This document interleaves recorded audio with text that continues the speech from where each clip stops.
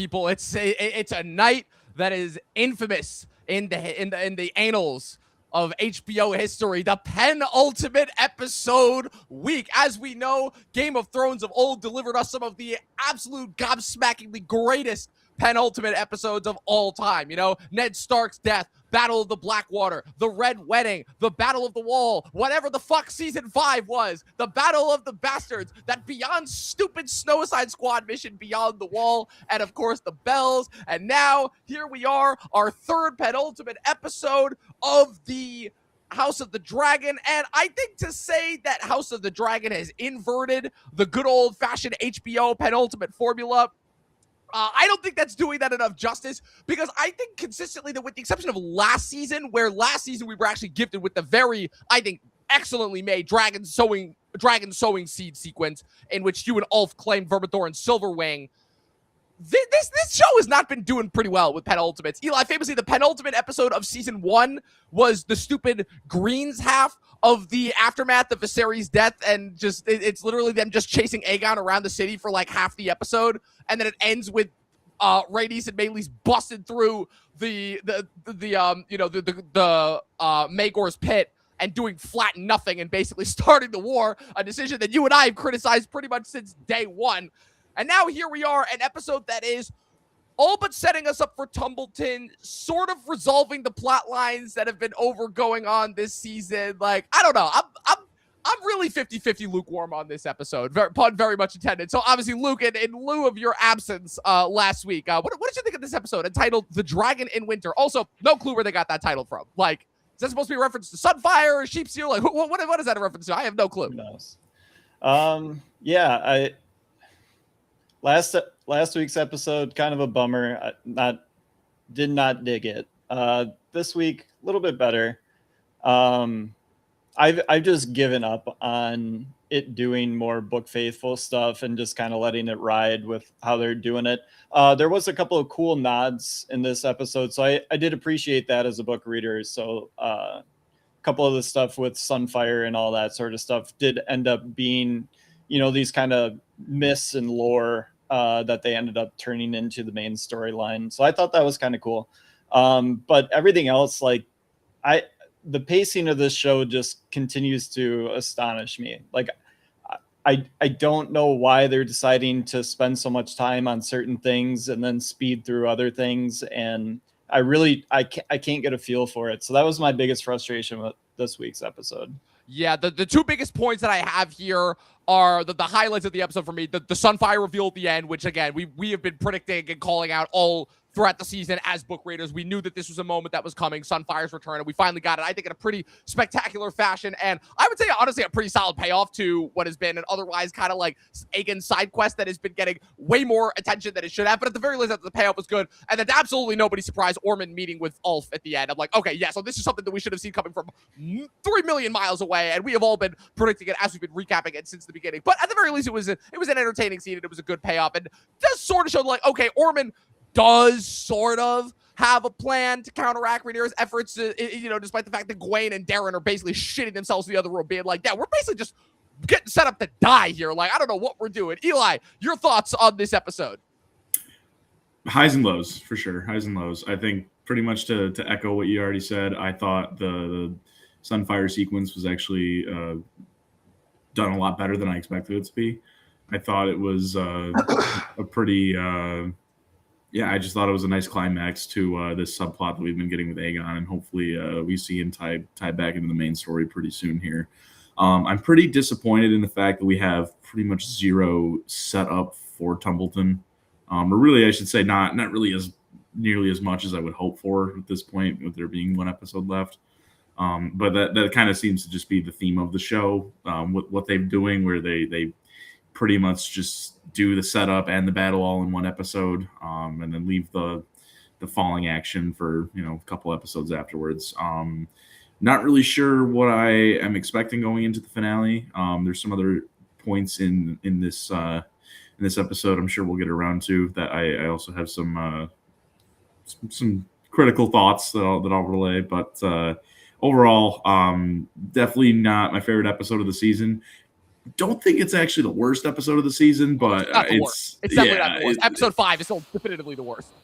Yeah, that's took words out of my mouth. So, ultimately, I don't know. I don't even know. We'll have to see how it finishes up next week before I rank it against season 2. But I don't know. I think this may end up being the worst season as far as. It's my least favorite season by far, and I can definitively say that now that we only have one episode left. I think that for me, the biggest thing that this episode has going against it is the fact that for an episode and a show that already has so many other things going for it, like the fact that Rhaenyra and Daemon's indecision, or rather decision to not attack Tumbleton with the dragons and attack it on foot, has cost them dearly. Ormond's meddling within the city. Now he obviously has Corlys, who you think is being set up as being his ace in the hole. Aemon's over at Harrenhal. Aegon now has officially announced himself as being alive with his dragons. You have all this stuff going on outside the realm, and all they can focus on, and what ends up taking up the bulk of the majority of the episode, is the identity and them finding out about and confronting Daemon and discovering the duplicity around Rhaena. And then where does that lead? It leads to basically just like Rhaenyra forgiving. I mean, I have some thoughts on that. Pat, as the resident non-book reader, you rejoined us. You made your triumphant return to the world of Ice and Fire last week. What are your thoughts on this episode as a whole? I think I'm gonna have to, steal Eli's take on this. This is a little bit of a roller coaster, up and down. There are scenes that I outright enjoyed, and then there's scenes that I'm just still wondering why. So, there are those. I hate to put it that way, but it's like I was doing some gardening this weekend, and I was like ready for a pruning during House of the Dragons, and the sheep stealer scene in that sequence was pretty cool, but we still didn't get any deaths out of it. Yeah, what did it amount to? Like, for a second, you thought the Caraxes was gonna like put the nail in the coffin and be like, all right, end this stupidity, and then it just lets sheep stealer limp off after it gets knocked off. I'm like, what are we doing here? I'm wondering where it's gonna go. It's sheep stealer is going to be in the next episode, maybe. Like, I feel like everything is set up to be like they may or may not be there. Right. It's like they officially can't decide. It's almost like every episode is basically taking the events of the book and being like, okay, where is this gonna go? We don't even know, but it could be either or. It could be what happens in the book. It could not be. And it's like they are constantly pushing everything they possibly can until the last minute. So in order to kind of sum up some of the plot as far as what's going on, so like I said, my 3 big plot points that I have to start off, like I said, this isn't really like obviously there's some big reveals in the end of this episode, but it's something real that we didn't see coming. Like I said, the fact is at the epicenter of the episode is the big 4-way dragon fight where Daemon basically, first it's Adam and Baela spot sheepstealer flying around the Riverlands. They alert Rhaenyra. Rhaenyra and Adam take off after Rhaenyra is already sensing that, Daemon's been lying about about who the real rider of sheepstealer was. Mysaria obviously is also whispering poison in Rhaenyra's ear. So Daemon tries to get out ahead of it first. He tries to intercept Rhaena and tell her to flee. Next thing you know, Rhaenyra and Adam show up. Rhaenyra discovers the identity, that it's been Rhaena the entire time. It's a really funny sequence where, like, all 3 of the dragons are roaring at sheepstealer. Adam jumps off to try and run after Rhaena, catches Rhaena and brings her over. And I'm like, wow, some loyalty to your rider right here, sheepstealer. I was assuming that the impetus was going to be that sheepstealer would immediately go after Adam as attacking its rider, and that would cause Sea Smoke to jump in. And just going off of what I have learned so far, what the show has told me about the dragons' relationship with their riders, and they're just like, no, it's just going to be a bunch of roaring until Rhaenyra commands Cyrax to blow fire, and then there's going to be like some scraping, some clawing. It was a fun sequence for sure, but once again, like, what did it amount to? Especially since the whole end-all, be-all reveal is that Rhaenyra's like, Rhaenyra, fuck, how many times can we slip up, can we fuck up these names? That's strike 1 for me. And I've been doing pretty good this whole season so far. Rhaenyra is basically like, oh, well, Daemon was just doing what he needed to protect his daughter. So did he really betray me? And Mysaria, I hate Mysaria so much this season, mostly because Mysaria was one of the few characters up until this point who seemed to have Rhaenyra's best interest at heart and seemed to like be guarding her against Daemon's greater evil. And now that's just flipped, where Alicent whispering in her ear earlier this season now be like, oh, okay, so now I'm just going to try and take power for myself, until she ends up getting called out by one of her former, commoners who she knew, and now is basically just doing what she can to like basically control Rhaenyra, which is why the first point that I have for this episode is Rhaenyra getting honeypotted by Mysaria. Don't know how I feel about that, especially given that, like, this whole season has been building up to Rhaenyra's Mad Queen arc, which would inevitably prove to be her undoing. And now it's like, okay, so now we fucked up the Mad Queen arc twice. First, with Daenerys just becoming evil because, okay, she saw her favorite servant get beheaded and her dragon died. Okay. And now Rhaenyra is literally getting sexually manipulated into basically now becoming the Mad Queen. How are we feeling about this? Dead Wow, the silence. silence is really. Oh man, chat, please respond. Oh God. Wow, I can sense the tension right here. Speechless. You know, Speechless. This has been the MO for the show. They are trying to soften the Rhaenyra thing as much as they possibly can. They don't want the Alicent character or the Rhaenyra character to be like the characters from the books. So they're just softening the blow, finding other ways to do it. That's like they're just doing this over and over and over and over again. So at least for me, I just kind of anticipated it. I'm like, okay, well, Rhaenyra will never quite have a definitive, like, do people hate her? Ought they hate her and fear her?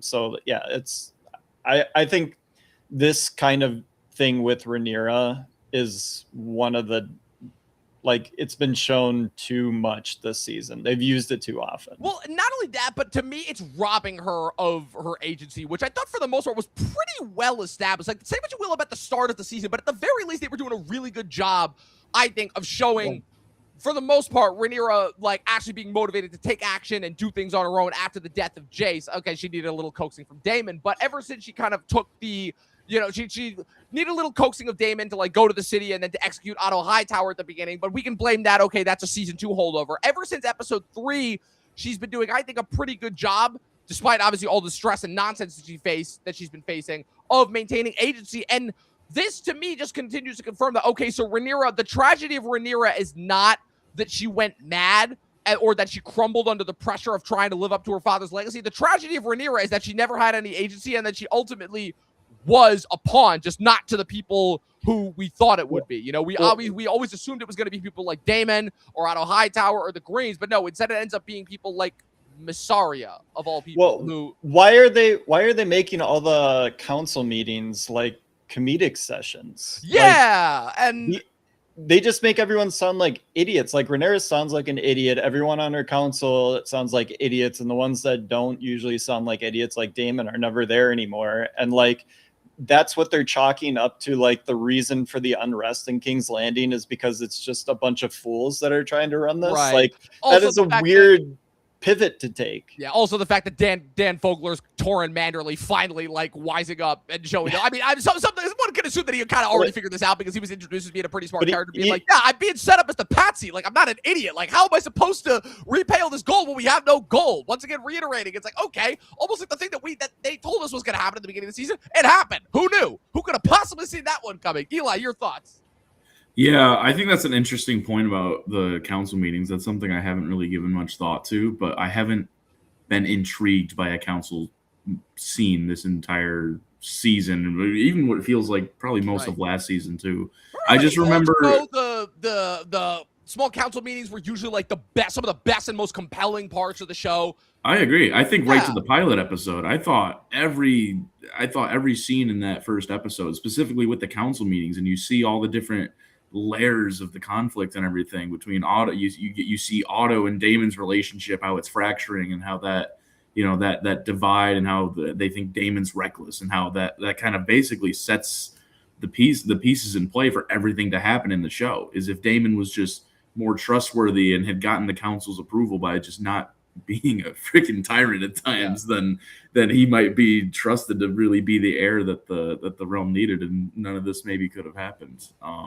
You know, I mean, there's so many, I don't know. It just feels like we never get that layered conflicts. And it definitely, I would say, is the show being a victim probably of the writing, probably of the scheduling, and probably just and I touched on it last week, but just the sheer bloat that they've had to deal with some of these added plot lines. I just think the show needed more time, you know, at the end of the day, to try and they really could benefit from another 2 episodes, but at the end of the day, these 8 episode counts are really it's not helping. Just for the amount of things that they have to cover specifically at least trying to condense into this season, I just don't like. It really isn't feasible in 8 episodes, you know. Yeah, it's really not. And even then, when you have this limited time, we're still focusing on other things that really just hardly ever matter to the main story, and like they do and they don't. Did we need a vision of Aemon having sex with his mother? You know, did we need to take that? I'm saving that. I got a whole 5 minutes dictated to just how that sequence alone sums up like why this might be the worst season of any. This to me, it still hasn't gotten to below final season or of Game of Thrones, but it has long since like surpassed. I'm like we're on season 5 of Game of Thrones levels of stupidity right there in terms of like things that we're doing. It's just like. Could that same scene have been cut away for just 5 seconds of him like moaning her name in his sleep or something? You know? Right. It basically leads to the same effect. You know, Literally. we as the audience get it. I think there is many points in this season that have been dragged out like that you know could be just so much. It could just be spent so much better on other scenes that really do tie into the main story that could lead to character development, especially as a book reader, seeing you know some hidden motivations or pieces that can get in play that you as a book reader just can't see, you know. Yeah, exactly. And that's, sorry. Yeah. No, that's fine. That basically just has been a big disappointment for me this season. So yeah. Pat, your thoughts on the Rhaenyra honeypot and her basically being robbed of any agency and just being like tossed between and manipulated between different characters and different sides. Yeah, there's a lot on the table right now. So yeah, I feel like the Alicent's storyline, which I know you want to talk about later, but I'll quickly agree that if you're gonna go to Harrenhal, you're gonna just have this like vision and all this creepiness that's there. You really should have spent a majority of the episode just telling us and crafting some sort of story there. I feel like they didn't really give us enough, at Harrenhal to really justify putting it in this episode. But we can get to that a little bit later. In terms of Mysaria, like her stock has like gone downhill. I really don't know what she's been doing this season. I kind of wish that when at the beginning they took King's Landing and they said, hey, I don't have to take all my advisors to King's Landing. I kind of wish they left her behind. And then she kind of comes in towards the end of the season and then starts to play this game, maybe driving that wedge between Rhaenyra and Daemon. I almost can't help but wonder if, given the fact that this episode Rhaenyra is obviously at her lowest while Aegon reclaims Sunfire at the end, I almost can't help if that is supposed to be a metaphorical, like, representation of the writers' room where they are just so at their wits' end in terms of Rhaenyra that they're like, wow, we're literally going to take the character who you absolutely despise and position him as, like, not the guy to root for, but the guy that is literally going to save the show at this point. And the last thing that I wanted for anything is to be rooting for a character like Aegon Targaryen II. But god damn it, like, I need something. I need fucking something to root for. Let's shift to Tumbleton real quick before we get to Harrenhal and Aegon, because like I said, those are really the episode is really centered around those four major That's strike two, subplots. buddy. Strike two, man. That's Aemond and Harrenhal, buddy. That is not Aegon. I'm like, yeah. Oh, yeah, there you go. Well, no, I was talking about Aegon at the end with the Sunfire bit. Oh, I thought you were talking about who's in Harrenhal. I didn't screw that one up. I wasn't talking about that one. Just calling balls and strikes here, bud. Yeah, but so Tumbleton, and again, we spent the least amount of screen time there, so it officially confirms they captured Corlys. They did not kill him at the end of last week's episode, and then they send his finger to Alan in a box at the end. And obviously, Darren and Gwaine are rightfully confused because they're like, guys, there's an army marching on us. They obviously see that Roddy is carrying Kristen Cole's head impaled on his bike, which that was just really funny for me. And they're like, there's an army marching towards us. Like, did you want to clue us in on your plan? After Ormond said last week, after Gwaine proved himself by recognizing that the Baratheons were assassins in disguise, he's like, nah, still not going to disclose my plan. And I'm just like, why? Like, what is the possible purpose of it? And he throws Corlys in front of Darren, making him think that, like, oh, yeah, he's doing the usual whole thing. It's like, oh, why are you going to take with the Targaryens and their savagery and all that? I know it was because of your wife, but, well, look at what happened to her. Pointing out rightful things, and then Corlys is like, I would like to be returned to myself. And then Darren and Gwaine are in the other room literally shitting their pants, being like, what the actual fuck is Ormond's plan? What are we just supposed to sit here and wait for all of them to show up and kill us all. Like, and they're kind of running through their options. Gwade's like, you could flee. Darren was like, where could I go? And also, what kind of person would I be if I abandoned my men? He's like, I don't even want to be king at this point. This is literally all just Ormond's, like Ormond could have literally turned around and gone back to Old Town, but he has literally just stayed here out of just pure stubbornness. And then we have the inevitable, or should I say, not so surprising twist at the end that Ormond has secretly been meeting with Ulf for who knows how long, because again, they never exactly explain what the stretches of time are between these episodes. So, I mean, Pat, we'll start with you this time because we're going around snake style. So Luke and Eli and me have been talking about how one of the big points that happens in the book, obviously, is the betrayal of the dragons. It's Hugh and Ulf famously switching sides to the Greens and helping to burn Tumbleton to the ground, which is obviously what shifts and kind of continues this stretch of the war. And throughout this entire season, we've been wondering how that betrayal was going to happen, given that certain things have not happened, obviously, according to how the books went, except for with Ulf. Ulf was a betrayal we saw coming. Huge differences. Very, Humongous very differences. big differences. But Ulf was a betrayal we saw coming from a mile away, just given how his overall treatment by High Daemon. Towers aren't occupying the city. Yeah. It's so, like, I don't know. Like, what are your thoughts on the whole Ulf sit down with Ormond at the end, and how and again, there was no setup, no anything, no provocation, no Raven, no nothing. Just we've just been meeting for several weeks. Well, I think the last 2 weeks you prepped me for this scene, so I was not surprised. Okay, that's fair, but the show was not, and that's my issue with it. Yeah, I think the fact is that Ulf is like played by a lovable actor. Like, this guy does not seem any bit a terrible person. He just wants to kind of have his lordship and move on. So the fact that he's just kind of like does appear there, he's at least talked to Ormond one other time. It's kind of a little bit of a surprise. Like, you wouldn't think he would have necessarily that courage to betray at such a scale like this. So it would be nice, again, if there was a little bit of time to pepper in more than a couple slaps to Ulf to get him to betray. I feel like some of the other dragon seeds there have more reason to betray than Ulf. But this is also kind of a red herring. If you're going to have a major betrayal of more than one person in the final episode, Ulf is sort of just like the distraction.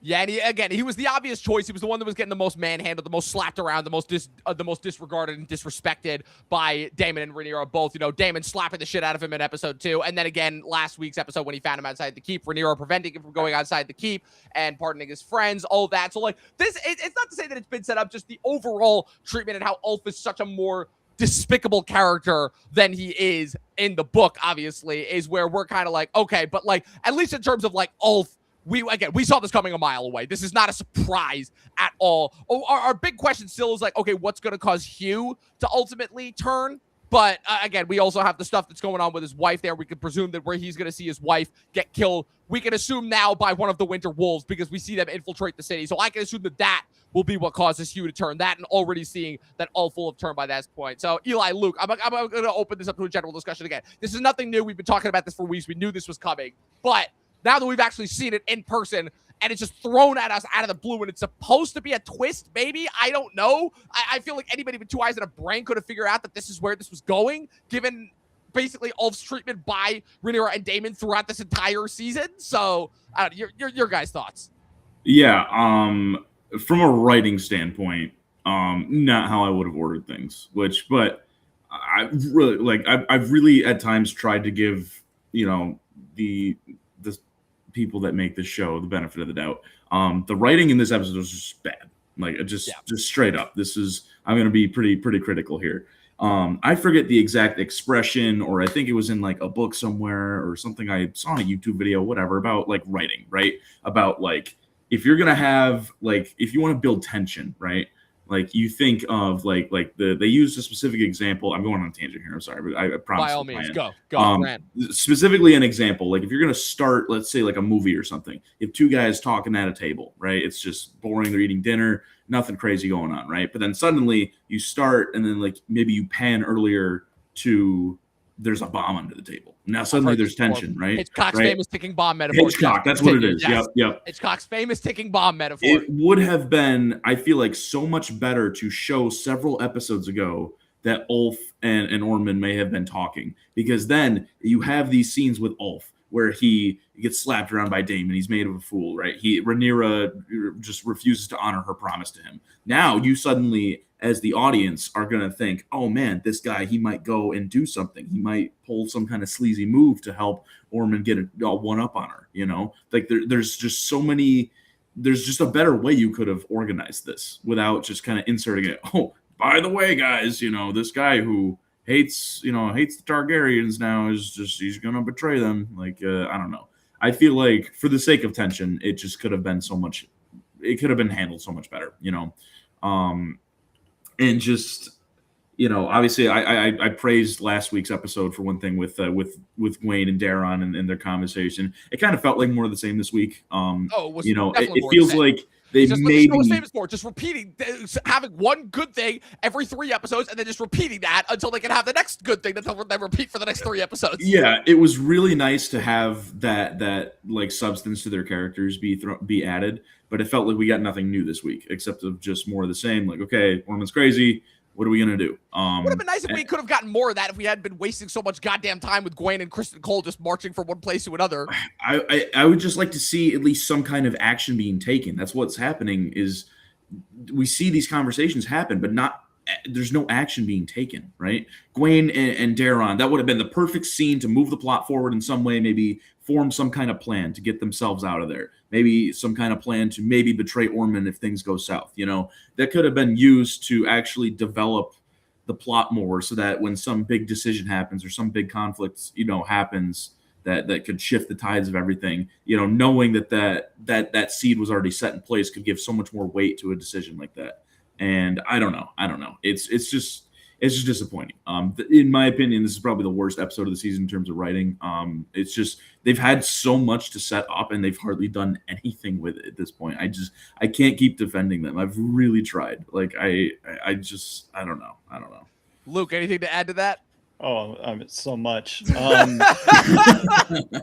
like, I've been waiting.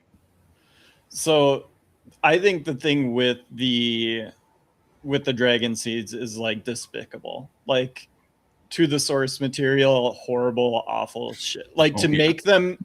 So next week they're going to make them semi-heroes because there's going to have to be some conflict that flips Hugh that is going to make him make his decision make a little bit more sense because he's a good guy. And now we know what it's going to be. One of the Winter Wolves is going to kill his wife. And that's exactly what's going to happen. And so there's going to be defense. We're going to have the blacks and the greens and stuff with something that should not be that way because for some reason this show, and I think the back end of Game of Thrones did this too, they refuse to make their characters evil. Make them evil. Sometimes people are evil and it's out of nowhere and it's because of their human nature or whatever.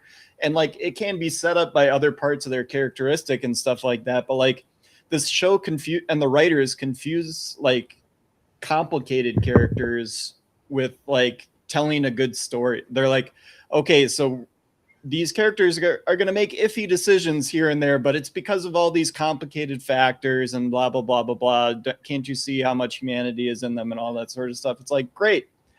That's really bad storytelling when I need stuff to happen and I need characters to make decisions and do evil stuff if they are supposed to be doing evil stuff. And the dragon seeds are supposed to be doing something evil. What happens to Tumbleton in the books is awful. It's the most deplorable shit the land had seen in hundreds of years. And they're going to make this a toss up who are you really cheering for at the end of this? The blacks or the greens? Yeah, the attempt to have Tumbleton be essentially not, like you were saying, this ultimate, very tragic and despicable betrayal and event, but rather this kind of balancing act where up until this point, it's been pretty definitive that the blacks are the good guys and the greens are the bad guys. And now this season, I feel is bending over backwards to really be oh, but is one side really that much worse than the other? Is Ormond Hightower really in the wrong, even though he's a clear sexist and misogynist and part of the original problem that helped to jumpstart this event, Oh, but how crazy Daemon is, and he's been treating his underlings like shit, so naturally they're going to want some of their own. And I'm It really just is. And it definitely is a part where we are a little bit handicapped as book readers because the source material in which this is based is so effing good.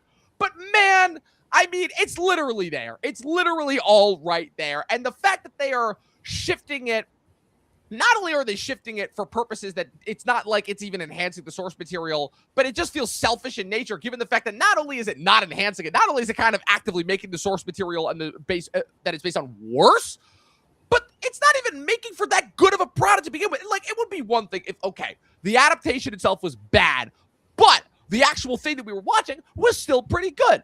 But now it's at the point where it's like the thing that we're watching is kind of actively bad. Like, there's literally episodes where nothing is happening. There are stretches of these episodes where nothing is happening. And then you just already pretty condensed timeline. Exactly. And then to get everything out. And then all of a sudden you have these episodes, like presumably the finale, which is going to have to juggle so many different things in order to set us up for the final endgame. Like, we still haven't been introduced to the Shepherd. We still we had an illusion. We had an illusion. Yeah, we had an illusion. Okay, we finally saw Dreamfire, which, by the way, I mean, Dreamfire looks like, if that's the final design, Dreamfire looks like shit. Like, what the hell was that? I mean, I'm usually not too critical of aesthetics. I usually try to focus on story, but like, Dreamfire, one of the oldest dragons in the realm, what the fuck was that? That looks like some shit from like a PS2 graphic right there. It didn't even look fully rendered. Like, super purple, very purple. What the hell was that? And I'm very, very frustrated. The usage of the dragon teeth since the first episode and cutting them out of the gullet was already, to me, ridiculous as it was. But everything that I've been seeing from them, I'm like, I do not, in any stretch of the imagination, I can maybe sort of see Hugh, you know, given where you thought that they were going to go. But like, I'm supposed to sympathize with a character like Ulf. And like you were saying, Pat, it doesn't help that they've already got an actor who I love playing Ulf. So like, oh, what? I'm supposed to sympathize with these two characters who are like two of the most despicable characters in the entire history of Westeros. And also the fact of like, how is that going to reflect on Adam? Which, okay, can we talk about Adam, Luke? Because I know that he's been your boy and they have absolutely been demolishing him. They've cut him out of most of the season. And I mean, okay, so this is really another one of those situations where I'm going to pull a Goldblum where I hate this. I fucking hate being right all the goddamn time. But I did call last week that Bela and Alan were going to basically cuck Adam and motivate him to go off and die at Tumbleton. And now to see that being fulfilled when Adam is like, oh, you know, he brings up the issue of legitimacy to Bela. Bela's like, oh, why are you guys so obsessed with your last names? It's like, it's just that if I were legitimized, that I could, you know, make an option to marry you. And then Bela's like, oh, did your brother put you up to this? And he tell you, and the look on Adam's face after it. I'm just, Luke, I mean, tell us how. I'm tempted to pull. Where's the Vito Corleone meme of from the first Godfather? Look at how they massacred my boy. It's true, but at some point, and I do think that the writers have just done Adam Velaryon a huge disservice. But I do think that when faced with his brother tapping that ass too, he maybe should have just pointed back and been like, "Baby, who's riding a dragon, me or Alan?" And so, Adam, I do need you to push back. I do need you to puff your chest a little bit and like proclaim it. But you are like the defender of King's Landing. You are the guy that Rhaenyra turns to over and over again. You are the stable one for at least this part of the story. But yeah, man, Adam, tough. But yeah, maybe you should puff the chest a little bit. He is a dragon rider after all, and he should be named Valerian, so he can hold on to that. He should be. Like, I've been saying that decision by Rhaenyra was an absolutely foolhardy one since she made it. Eli, your thoughts on Adam and his cuckoldry and how that's inevitably going to motivate him to go off and die at Tumbleton? I think getting him in this to shoot him with such a stray after what's been like 2 or 3 episodes since we last saw him. Yeah, he's doing nothing. He's been sidelined the whole season. And I think, again, like I think so much about the writing with these shows, and just like, not that I'm any better than probably anyone that has been working on the show. I don't know. Based off what I've read of your stuff, you're already a better writer than half the goddamn writers in these fucking writers' rooms. You're too kind. I'm nowhere near that. But I'm just saying, my thought process for something like this is I like your comment about Adam being a stable one, right? You think about, you know, like a really bad example also, but like how Daenerys is kind of acting after she loses Jorah Mormont, you know? Right. I feel like this season, you could have used Adam, even just a couple scenes of Rhaenyra just leaning on him, right? If he's just off and fuck all who knows where, just Adam doing was whatever, established as like her go-to guy and reliable dragon rider after because they fucked off the Harrenhal last season. Ulf and Hugh the Hammer could not be trusted because nobody liked them. They sucked. Yeah, they just and happened correct to me be if on I'm their wrong. side. Correct me if I'm wrong. He was already in a small council scene this season, was he not? Well, that was him and Alan. That was him and Alan just sitting awkwardly as Rhaenyra and Corlys were politicking back and forth. Those who just looked like just children at dinner being like, "Can we go now, please?"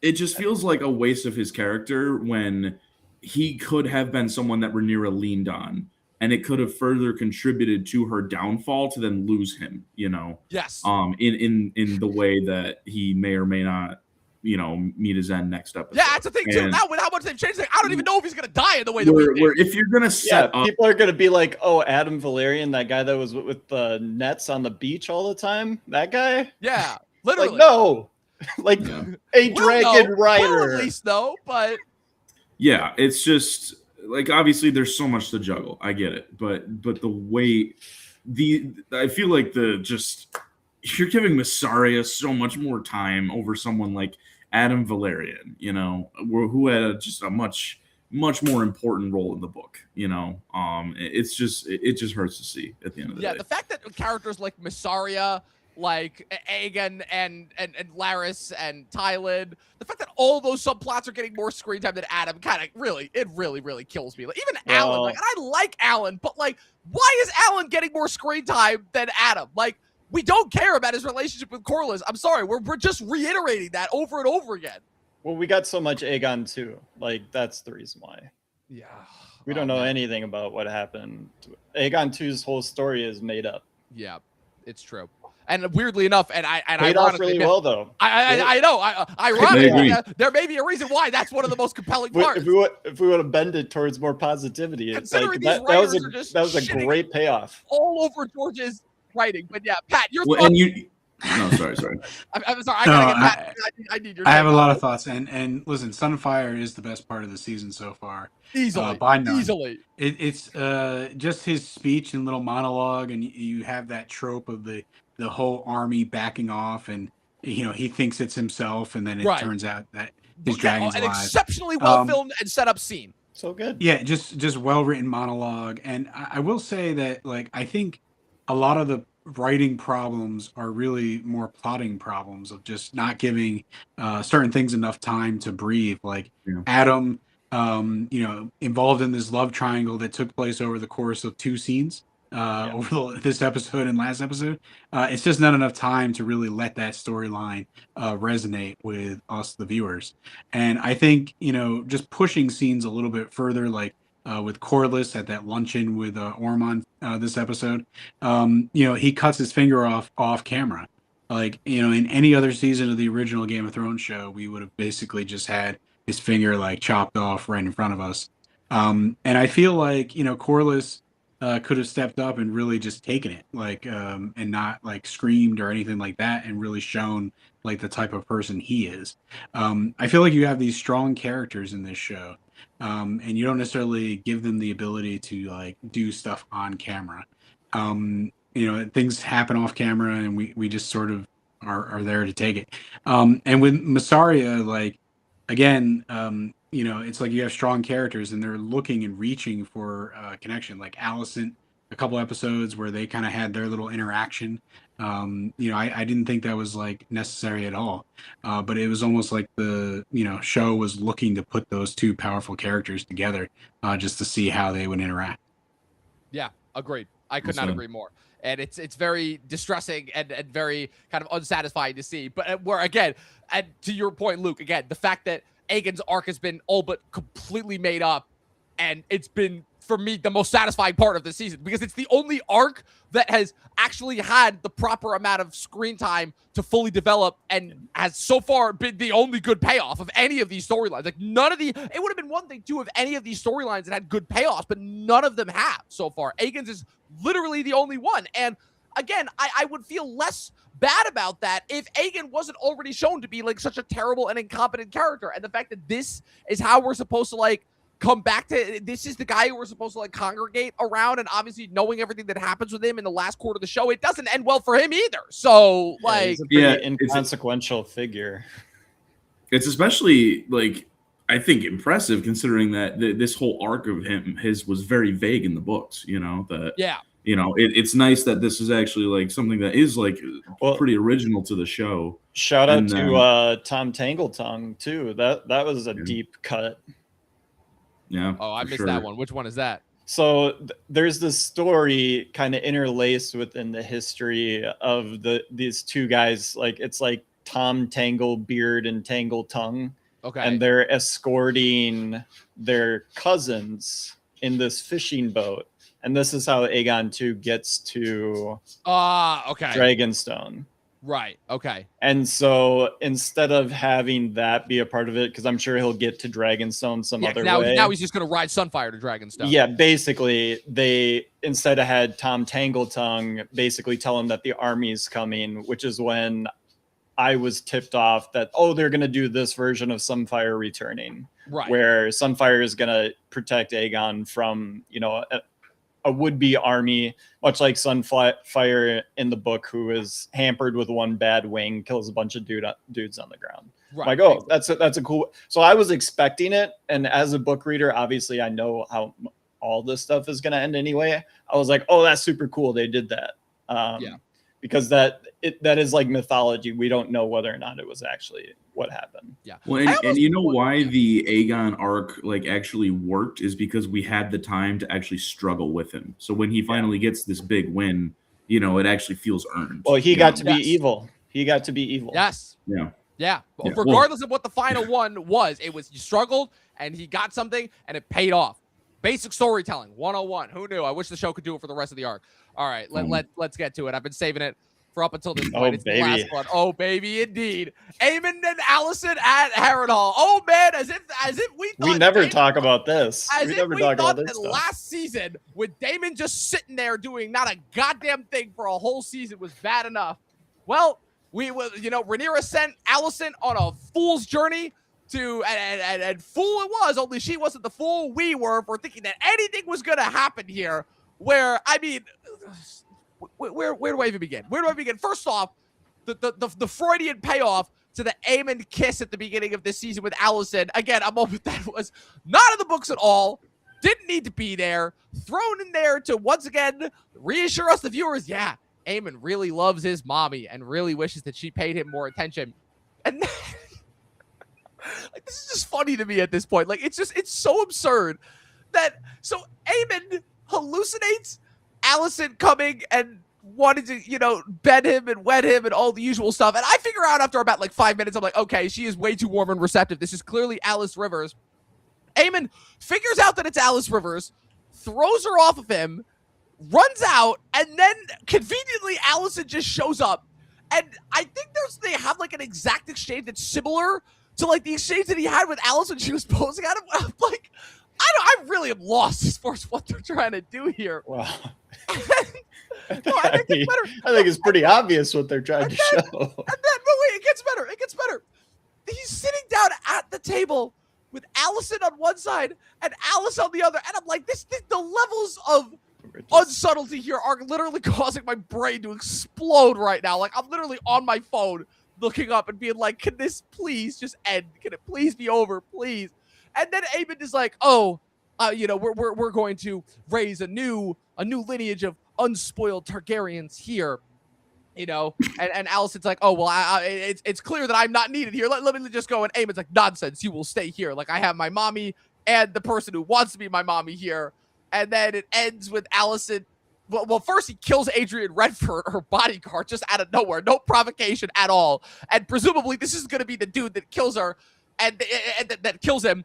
And then Aemond just kills him, like, for no reason. He's had no provocation. He has had zero inkling, no hints no hints from Alice or anything. The only thing that Alice says is, oh, your mother's untrustworthy. But here's the problem with that. Alice is not coming at it from a thing of, oh, I saw a vision that Alicent is here to kill you. Alice is coming at it from oh, your mother's going to distract you away from me. And Aemond even calls her out on it, being like, oh, so that's what you want. You want me, all is yours. And I'm like, what is happening?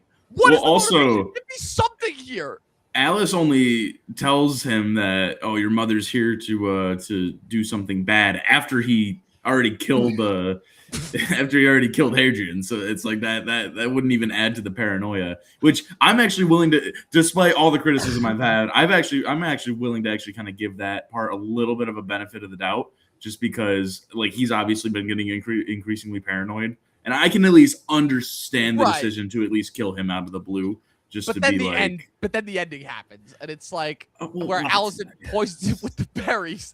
He stumbles in, collapses in front of Alice, and her only word is idiot. I'm just like, lady, pick a side here. Like, come on, like, give us something. Like, guys, what are we doing here? Legit, like, what is this show doing? I'm lost. I really am. I'm gonna quote Tony Stark from the first Avengers movie. What is this? Shakespeare in the Park? Literally. Like that's literally. I was like, this is just bad Shakespeare in Harrenhal. Like, what are these scenes? What are we doing?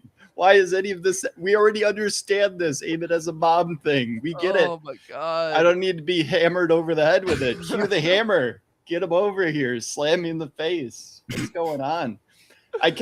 Until it was like became like you were saying.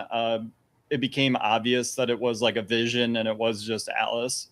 I'm like, this is the weirdest fucking thing I've ever watched. Because like, if you put yourself in Allison's shoes, you're like, you are kissing your son. Like, what are we doing here? It was wild. It was messed up. Way to go, Game of Thrones. You're back with the incest stuff. We're all back in again. Oh, we are in indeed. I've got a conspiracy theory that they spent way more money than intended building this whole Harrenhal set, and that the studio and executives were meddling in the show. Basically, we got to get our money's worth out of this, so just add a bunch of scenes at Harrenhal to make up for it. Oh, I buy that. That has made the most sense of any of the behind the scenes stuff to this point. That's just I'm kind of just sick of Harrenhal at this point. I never want to see Harrenhal ever again. More people are going to Harrenhal. Everyone's going to Harrenhal ever again. Rhaenyra sent everyone to Harrenhal. Please tell me that we don't. I know we still have to do God's Eye, but please tell me, guys, as people who have read Night of the Seven Kingdoms, I'm presumably, please tell me they don't spend any time in Harrenhal and Night of the Seven Kingdoms, please. Well, oh fuck! God damn it! Would you find it interesting if I told you that Daemon is supposed to be hanging out in Harrenhal for like 14 days before God's Eye occurs? Which the show will naturally stretch into something that feels like 4 months. So. Oh, Lord. And it's like a mystical experience. So basically everything that happened in season 2 doesn't happen in that way, but it happens later on. Oh, no. So they're just... they don't know what they're doing. David and Harrenhal round 2. God's Eye could be the season finale of season 4, and like they'll just end with that, and we'll stretch it to that point. Super dry. And we'll get at least 1 or 2 scenes every episode of another Daemon power. Be like, oh yeah, the logical end to the Dance of Dragons is God's Eye. Nothing else happens after that. Oh my god. Oh, what happened to this show, guys? What happened to the show? Pat, your thoughts on everything happening in Harrenhal? I don't know. It's when I knew Harrenhal was on the agenda for this episode. Yeah, it's for sure. But when I knew that it was going to be like this big thing of this episode, I was expecting like a lot of like surrealist David Lynch style action here. Like, sure, we started off with that vision where he's betting his mom and whatever. But they quickly kind of break that illusion and then really don't deal with the sort of dream power structure of Harrenhal. I really thought it would be awesome if you had Aemon and Alicent sort of both having these visions and trying to talk to each other, but are kind of like talking past each other. Instead, we got something more akin to the Trailer Park Boys, where it's like a dysfunctional family. And I just wish we went a little more into the surreal for this one. That dinner was like, that was the most awkward shit I've ever seen in my life. That was some fucking, for sure. I don't even know how to describe. That was like some Tropic Thunder parody level. The dinner was cool. The dinner was cool, and I thought It was Alice Rivers Aemon acting like a child and slamming his plate after the fact that going outside to chop wood. Like, which was great. It was well acted. what at are least. we doing? The wood sound effects were pretty good though. When he's axing that wood, man, whoa, that was some powerful axe, man. He's really getting his mom aggression out. Oh It just disappoints me because Aemon at one point felt like such a big threat in the show, Yes. and it's just how did we get here? You know, They gave it all to Aegon too. Yeah, They gave Quite all the literally. Riz to Aegon too. quite literally. it's true. Oh my god, I don't Well, even it wanna was never watch Aemon. God's Eye It was now. Vhagar for sure. Yeah, it really Well, was Vhagar. That is a complicated thing that like should be talked about with the Aemon character is like how much of it is bravado just because he has Vhagar and like how small does he feel as a result of that. well, Could have been this- something really interesting to Yeah. explore for sure. And if there's one thing that this whole sequence has proved is that like, wow, Aemon really ain't shit without his dragon. Like he could have been, but man, is he not. It's like those rednecks with their souped up trucks. Like, what are they without them? You know, It's Literally. just overcompensating. It's like it's like totally the opposite of everything that Tony Stark was trying to tell Peter Parker in Spider-Man: Homecoming. You know, if you're nothing without the suit, then you shouldn't have it. You know, I feel like it's kind of the same thing here, but like you want to see Aemon improve in some way, not whatever this is. Yeah, the history is always full of people that always are just the suit and nothing more, and then are never anything without it. Yeah, but And the difference then- is once the suit gets taken away from them, they usually, die. You know, we're not Yeah, but- subjected to that fucking. Oh my god! I doing will bad say Shakespeare. Martin captures real world history very well in this series and everything that he does with just the different kinds of people you get in power, and it's just all chaos all the Yes. time. Yes. One thing I really want to just talk about, just the sheer amount of teleportation around the continent that is happening. Yeah, it's I've had this bottled at up for a all couple time. episodes. It's now. at an all-time bad. I didn't think you could get worse than the last couple seasons of Thrones, but it's at an all-time bad. I genuinely, Alicent just showed up in Harrenhal, which canonically is over like 400 miles away from King's Landing. Okay, it is like over a week Well, ride on horseback. Alice You know. does ask her, she's like, it was a pretty long trip, huh? It's just That's how I'm they just talk. like, and I want to feel like okay, maybe it's been They're like a just week since fucking last blatant episode. about it now. Yeah, They don't even it's- care. They don't That is care. like that is in the writing room. They're like, insert joke about how we're teleporting. All right, get out of that scene. It's just crazy. Again, I could maybe sort of give a little bit of leeway to the fact that they're teleporting around the continent on dragons, which still should be like a couple days, Right. But like they're flying. Whatever. It's faster. Horseback? Are we joking? Like Rhaenyra and Syrax. So Daemon flies from King's Landing to the Vale and then to the Riverlands in the course of a day. Somehow finds Sheepstealer, and then Syrax and Sea Smoke show up like at around the same point. Like, riddle me that one. Oh, Yeah. off topic a little bit, but you did bring up the Vale. I haven't been on an episode where the lead lady of the Vale has been Yeah, on. Jane Aaron. I am smitten, she's ladies and gentlemen. smoke show. Holy Smoke cow! Smoke show. Every time for sure. she appears on the show, I'm like, Can we whoa! just stay with her? Because she's like seems to be one of the only competent characters in this entire show. She's amazing. She's I- awesome. Damon, what are you doing, buddy? Yeah, literally. my fealty to her. I give it all. Yeah, for real. Oh, I man. will be her Kristen Cole. Well, we all saw how that one turned out. Well, the things we do for love. The things we do for love, indeed. All right, so like I said, we've talked about enough about this monstrosity of an episode. We have a finale next week, which again I will be battling jet lag and restlessness and time differences in order to be there for. But I do plan on being there for it. So like, how do we think this is going to shape up? Like, just with everything, the setup that we've gotten throughout the course of this week. Like, does Aegon touch down at Dragonstone? What even is going to happen at King's Landing? Tumbleton, we know, will probably be the majority of the set piece of the episode. Will Roddy the Ruin at the very least kill Ormond, like we presume, or will he end up killing Cat and then get roasted alive by Hugh and Vermithor when they ultimately turn and take over? Like, how are we feeling about next week's finale? I'm curious to hear Pat's take, just as a My take. Yes. My take is going to be 45 minutes at Harrenhal and 30 minutes the rest of the war. Yes. That's my prediction. Harrenhal's been the bane of this entire fucking show's existence. Listen, I don't know what happens at Harrenhal. Do we just cut it until the next season, or do they have something in this finale? That's my major question. Is like, I don't know if that storyline set anything else up. So it could just be we're in for an awesome big battle, and I would be all for that. Let the dragons fly, let the dragons burn everybody, and we'll have a great episode. But what happens at Harrenhal is something that concerns me for next week.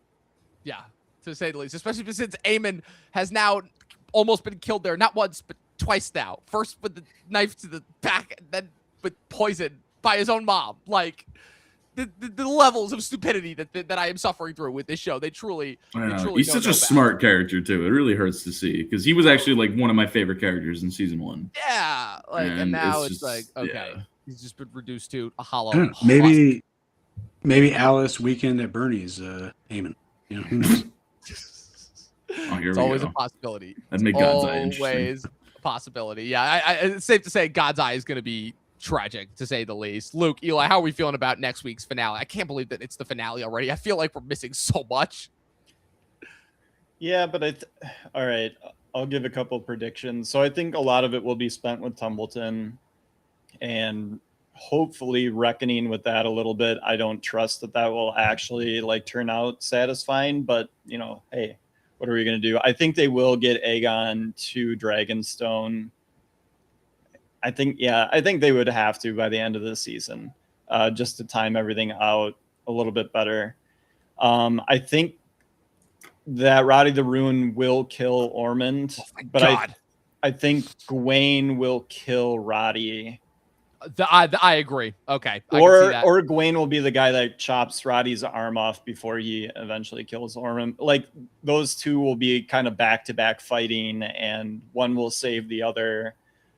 Or I don't know, but I think that will basically happen. And then I have no idea what they're going to do with Rhaenyra. Like they're going to have to do they have to do an even more fallout with Daemon? Like maybe. Right. Because the fallout with Daemon that we assume was going to happen that motivates Daemon to go to God's Eye hasn't happened yet. And so again, like, okay, so if we can assume that it's going to be Mysaria basically manipulating Rhaenyra into doing it, like does Mysaria kill Rhaena because Rhaenyra like can't do it, like can't pull the trigger, and Mysaria like thinks she's gonna do her a solid, like I'll do the thing you can't do, which is kill your niece basically.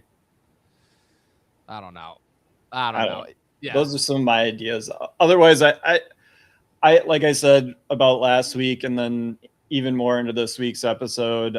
I'll let the show do its thing. It's entertaining enough, but I've given up on it like being faithful to the book or like being something that George should be proud of seeing on screen. Yeah, I agree. I completely am with Martin in this case in terms of him disowning the show at this point. I really am, because I'm not a fan of the changes that they've made, and I'm not a fan of the storytelling direction. But you know what show is really good that I can recommend, and that is Lucky on Apple TV Plus with Anya Taylor-Joy and Drew Starkey and Annette Bening and Timothy Olyphant. That show is phenomenal. 4 episodes in. It is based off of one novel. From what I understand, they adopt the novel to a T. It is tight. It is succinct.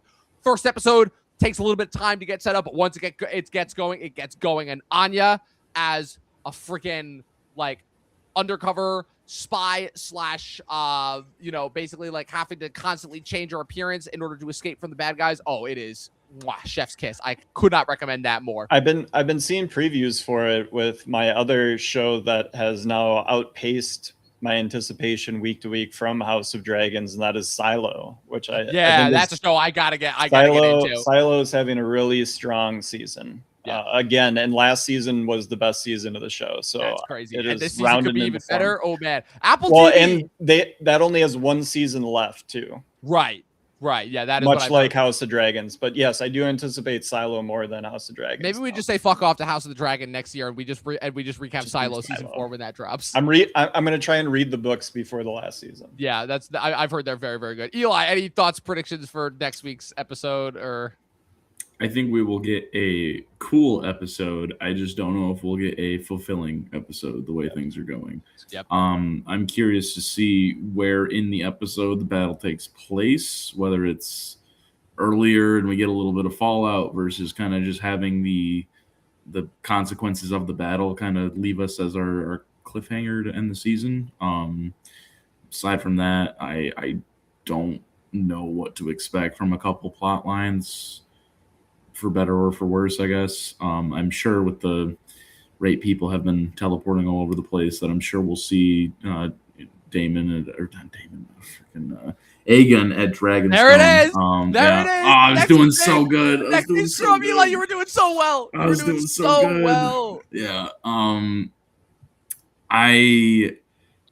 I'm curious to see how the potential flipping of certain allegiances will go down. I just hope that there's at least some kind of substance behind some of the decisions made and not just spur of the moment, fuck it kind of calls like how we've been getting. I was about that. Given this show's track record, I think it's safe to say that that's what we're in for exactly. Yeah, I don't know. I don't know what to expect at this point. I was really hopeful of this season after the first couple episodes, and it's not good. It's not good. It's just like we've had nothing happen, and yet so much happen at the same time, and the stuff that has happened just has not. It just has not been fulfilling at all. Yeah. For the story. I'll be interested to see what the public feels and what the podcast world feels about this, because I was starting to feel tensions turning broadly. I think we had turned a little bit faster than we turned a little bit faster. Consensus. I did notice, and ironically, around the time when the Odyssey came out, which I think is when we got episode 5, or whichever episode was that dropped that weekend, was I feel like when the tides have turned. We all saw the Odyssey and was like, oh, that's what good things. Oh, that's what good actual epic storytelling looks like, huh?